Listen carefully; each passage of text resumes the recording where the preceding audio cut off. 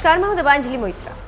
पैगंबर मोहम्मद के खिलाफ बयान देने वाली नुपुर शर्मा को बीजेपी ने पार्टी से सस्पेंड कर मुस्लिम समुदाय के साथ साथ अरब देशों को तो खुश कर दिया, लेकिन जो कट्टर बीजेपी समर्थक माने जाते हैं, जो बीजेपी को चुनावों में वोट देते हैं, वो समुदाय बीजेपी के इस एक्शन पर जरूर बुरी तरह से भड़क गया। तभी तो साध्वी प्राची जैसी विश्व हिंदू परिषद की नेता, जो बीजेपी की कट्टर समर्थक मानी जाती, वो भी अब सीधे मोदी सरकार को चैलेंज करने लगी।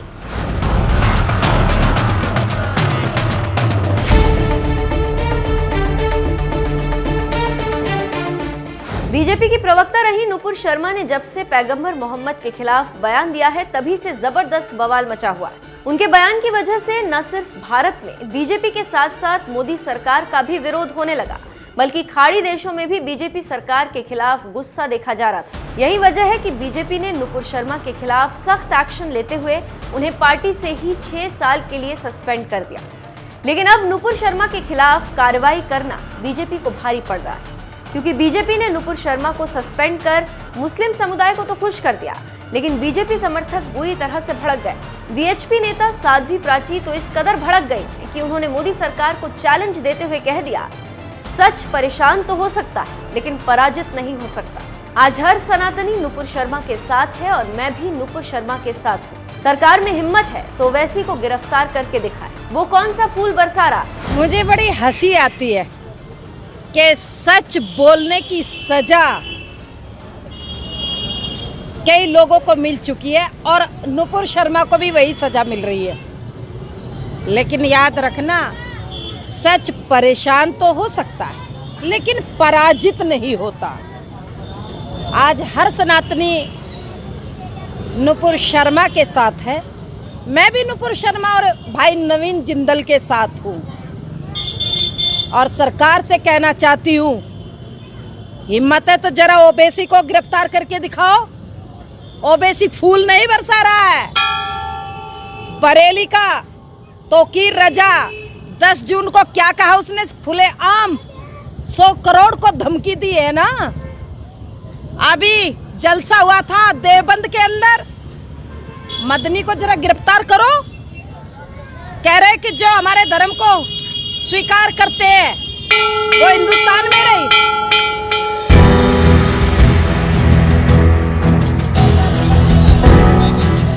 नुपुर शर्मा के समर्थन में उतरी साध्वी प्राची ने लगे हाथ कानपुर दंगे पर भी योगी सरकार को तगड़ी सलाह दे दी। उन्होंने कहा, जहां जहां दंगे होते हैं वहां के मदरसे और मस्जिद तुरंत बैन किए जाएं। जब कहीं दंगे नहीं होंगे तो अल्लाह भी खुश होगा, मोहल्ला भी खुश होगा।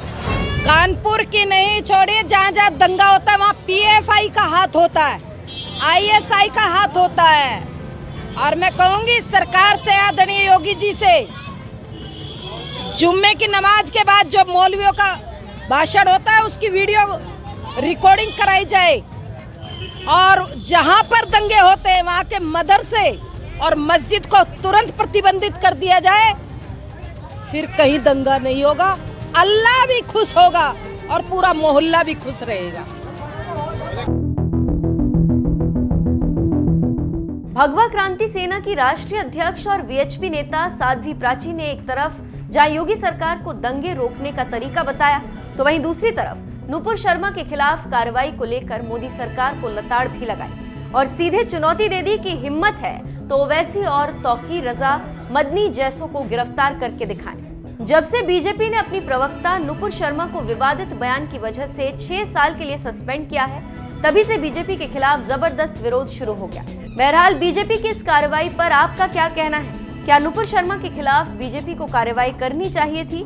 अपनी राय हमें कमेंट कर जरूर बताएं।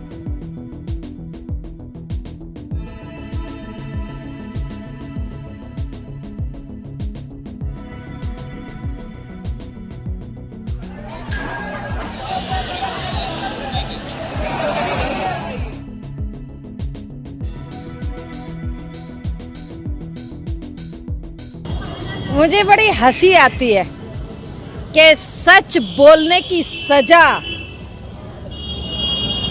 कई लोगों को मिल चुकी है और नुपुर शर्मा को भी वही सजा मिल रही है। लेकिन याद रखना, सच परेशान तो हो सकता है, लेकिन पराजित नहीं होता। आज हर सनातनी नुपुर शर्मा के साथ है। मैं भी नुपुर शर्मा और भाई नवीन जिंदल के साथ हूँ और सरकार से कहना चाहती हूँ, हिम्मत है तो जरा ओबीसी को गिरफ्तार करके दिखाओ। ओबीसी फूल नहीं बरसा रहा है। बरेली का तोकीर रजा 10 जून को क्या कहा उसने, खुले आम 100 करोड़ को धमकी दी है ना। अभी जलसा हुआ था देवबंद के अंदर, मदनी को जरा गिरफ्तार करो। कह रहे कि जो हमारे धर्म को स्वीकार करते हैं वो हिंदुस्तान में रही। कानपुर हिंसा का जो मामला है वो बहुत गंभीर मामला है। पीएफआई से कहीं ना कहीं तार जुड़ते दिखाई दे रहे हैं। कानपुर की नहीं छोड़िए, जहाँ जहाँ दंगा होता है वहाँ पीएफआई का हाथ होता है, आईएसआई का हाथ होता है। और मैं कहूंगी सरकार से, आदरणीय योगी जी से, जुम्मे की नमाज के बाद जो मौलवियों का भाषण होता है उसकी वीडियो रिकॉर्डिंग कराई जाए और जहां पर दंगे होते हैं वहां के मदरसे और मस्जिद को तुरंत प्रतिबंधित कर दिया जाए, फिर कहीं दंगा नहीं होगा। अल्लाह भी खुश होगा और पूरा मोहल्ला भी खुश रहेगा। ज्ञानवापी में पूजा को लेकर बात है। ज्ञानव्यापी हमारा मंदिर था, मंदिर है और मंदिर ही रहेगा। हमें विश्वास है भाई, नंदी जी विराजमान है। जल्दी से जल्दी वहाँ मंदिर का निर्माण होगा, कोर्ट आदेश देगा और कोर्ट में चल रहा है ये प्रकरण। इसलिए हमें भी वहाँ पर पूजा का स्थान देना चाहिए, पूजा का अधिकार देना चाहिए। नमस्कार साथियों, आज जो भारतीय जनता पार्टी ने एक स्ट्रॉन्ग डिसीजन लिया है वो पार्टी का इंटरनल मैटर है, पार्टी के डिसिप्लिन कमेटी का इंटरनल मैटर है। पूरे सोशल मीडिया पर मैं मानती हूं इस डिसीजन से हड़कंप जरूर मचा हुआ है, पर फिर भी ये पार्टी डिसाइड करेगी कि क्या सही है और क्या गलत है। अब सवाल ये उठता है कि इंटरनेशनल प्लेटफॉर्म पर हिंदुस्तान की सरकार को और हिंदुस्तान की जनता को बदनाम करने वाला ये था कौन और है कौन। तो आप देखिए ऑल्ट न्यूज के को फाउंडर मोहम्मद जुबैर के अकाउंट को आप जाकर देखिएगा और आपको सारी ट्वीट पढ़कर दिख जाएगा कि इस व्यक्ति ने हिंदुस्तान का कॉरेस्पॉन्डेंट नहीं बल्कि अरब कंट्रीज का कॉरेस्पॉन्डेंट और जर्नलिस्ट होने का काम बखूबी निभाया है। हिंदुस्तान का मुखौटा पहनकर, हिंदुस्तान का जर्नलिज्म का मुखौटा पहनकर इस व्यक्ति ने हिंदुस्तान को, हिंदुस्तान की सरकार को पूरे विश्व भर में बदनाम कर दिया है। और उसके साथ ही साथ आप ये भी देखिएगा कि इस व्यक्ति को डोनेशंस मिल रही है इस ट्वीट के बाद, इस मुद्दे को उठाने के बाद। क्यों? क्योंकि आप पैसा लेकर मुद्दा उठाते हैं और सरकार को, हिंदुस्तान के प्रधानमंत्री के, हिंदुस्तान के लोगों को बदनाम करते हैं। आप होते कौन है मोहम्मद जुबैर? आप अरब कंट्रीज के लिए बात कर रहे हैं, आप अरबियों के लिए बात कर रहे हैं, आप हिंदुस्तान के लिए खड़े नहीं हो रहे हैं। आप आज हिंदुस्तान के प्रधानमंत्री आदरणीय नरेंद्र भाई मोदी जी से सवाल पूछने वाले होते कौन है?